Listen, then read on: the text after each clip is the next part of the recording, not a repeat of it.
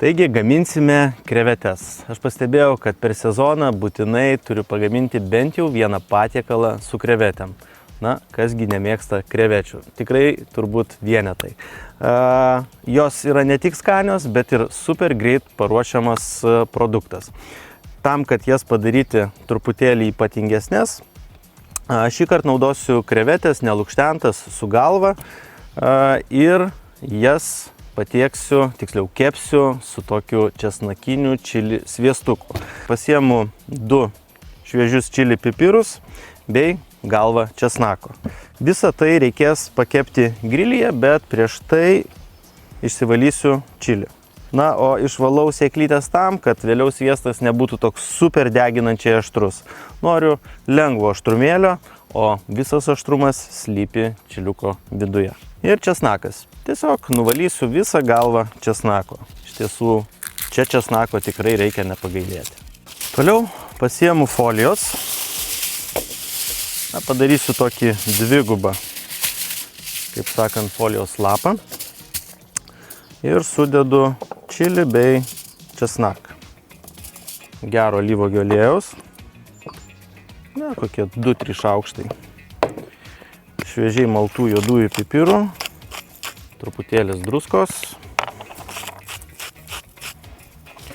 Ir viską sandariai užvynioju.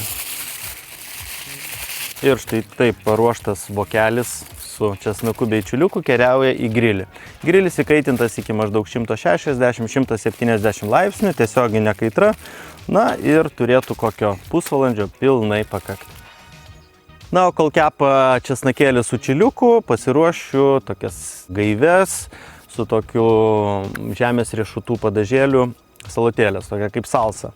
Reikės keletos ingredientų ir pradėsiu nuo saldžios paprikos, saldaus pipiro, kurį švariai nuvalęs supjaustysiu nedideliais kubeliais. Tiesą pasakius, viską stengsiu supjaustyti nedideliais kubeliais, kad būtų žymiai patogiau vėliau valgyti. Toliau mango eilė. Labai svarbu išsirinkti tikrai gerai prinokusį mangą. Na, geriausia prieš prapjaunant tai patikrinti, na, tiesiog pasižiūrėti, kad jisai būtų minkštas. Jokių būdų nebūtų per minkštas, kad vos palietus įsispaudžia, tada jis jau šiek tiek pernokės. Bet lengvai spustelėjus jisai turėtų vos įsispausti.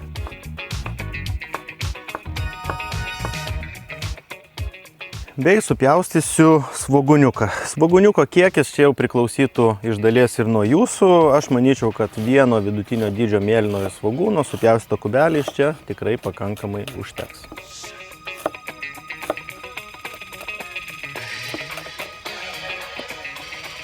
Taigi dabar susidedu į dubenėlį.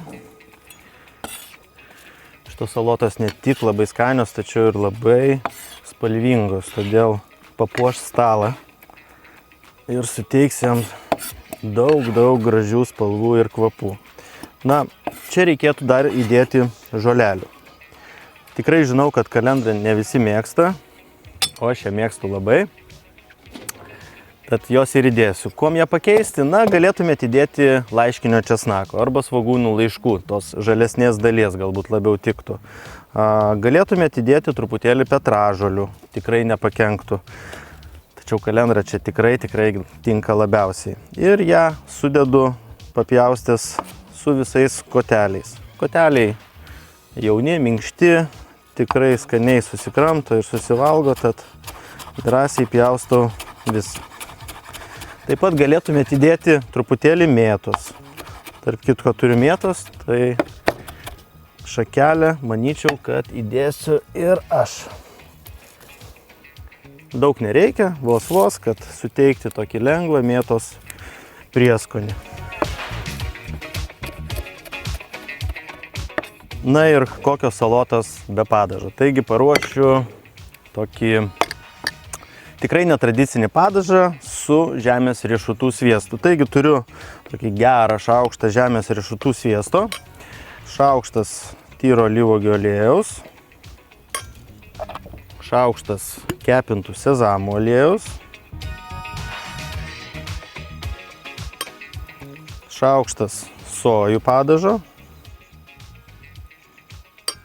2-3 šaukštai balto vyno acto arba gero balzaminio acto. Aš rekomenduočiau balzaminį naudoti, nes jame daugiau yra saldumo. Druska, pipirai, bet tikrai nedaug. Druskytės nedaug, nes jau pylėm sojos.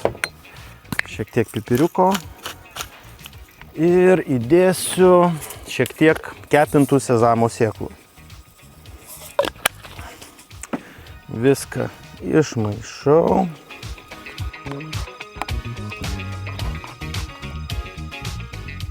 Paragaujam. Kremiška, biški sūru. Rūgštelės galbūt truputėlį daugiau. Dar šlakelis balzamiko. Ir dar mažas šlakelis aliejaus. Su tokiu galima ne tik salotas valgyti, bet netgi tiesiog išsikepus krevetę valgyti padažius į šį puikų padažėlį. Įdėsiu pradžiai šaukštelį, permaišysiu ir paliksiu, kad salotos susimaišytų ir įgautų skonio. Laikas traukti pasižiūrėti, kaip česnakas su čiliuku. Kaipgi jie čia gyvena.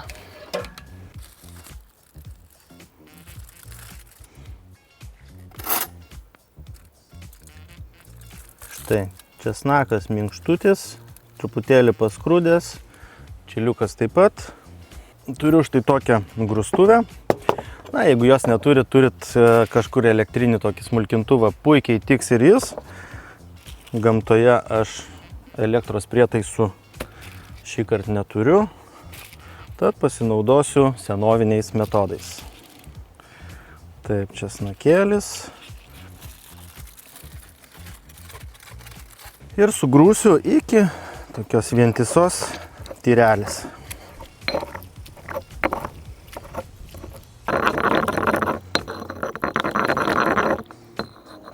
Odelė, čiliuko odelė nelabai smulkinosi, todėl aš ją atsargiai išrinkau. Ta galima padaryti, aišku, iš anksto iškepus, nuo čiliuko minkštimo išskobti ir dėti į vidų. Toliau sviestas. Sviestas turėtų būti kambario temperatūros, minkštokas ir reikės, kokio 100 gramų, gal truputėlį daugiau. Ir gerai viską išmaišysiu.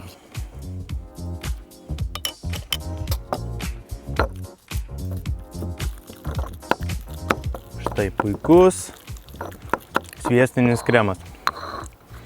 Iškepti česnaką ir čili pipirą tikrai labai verta. Yra visiškai absoliučiai kitoks skonis, negu tiesiog sutarkuotume česnaką, smulkiai papjaustytume čiliuką. Labai skanus, ne per aštrus, lengvas toks kepto česnakėlio skonis. Dar žiupsnelis druskos ir sviestas paruoštas. Naudosiu didesnės krevetės, tigrinės krevetės su galva ir visų lukštų ir darysiu tokį vieną veiksmą. Taip, galbūt reikalauja daugiau pastangų, bet patikėkit, verta. Darysim krevetės uodegos išklotinę. Geriausia būtų pasiimti peiliuką su dantukais, kad lengviau įpjauti kiautą ir kad peilis nenuslystų, kad jūs neįsipjautumėt. Ir maždaug ties viduriu darau per vidurį įpjovą. Pjaunu beveik iki pat kito kiauto. Žinoma, reikia nepamiršti išimti taip vadinamos žarnelės, kad vėliau galėčiau padaryti štai tokią išklotinę. Šis gamybos būdas labai panašus į tokį ganėtinai tradicišką omaro ruošimo būdą, kai jis yra perpjaunamas, pridedamas sviesto, česnakiukų ir kepama. Omarą galbūt ne kiekvienas iš mūsų gali surasti ir nusipirkti bei išsikepti, bet krevečių tikrai galima. O skonis, patikėkit, ne ką mažiau geras.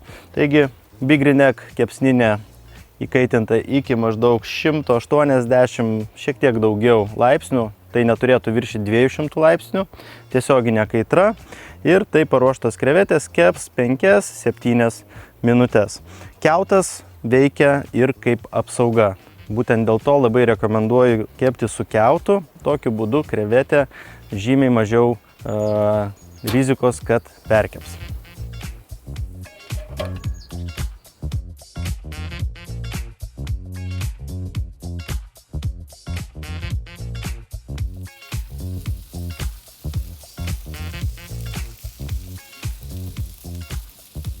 Atrodo nuostabiai. Iš tiesų ir kvepia fantastiškai. Galima būtų iškart su šito padėkliuku nešti ant vaišių stalo ir kiekvienas gali imti krevetę ir skanauti. Na, bet paserviravus su štai tokia nuostabia salsa, kepia 6-7 minutės. Krevetė visiškai neperkepus, sultinga. Štai tai išsijama gražiai.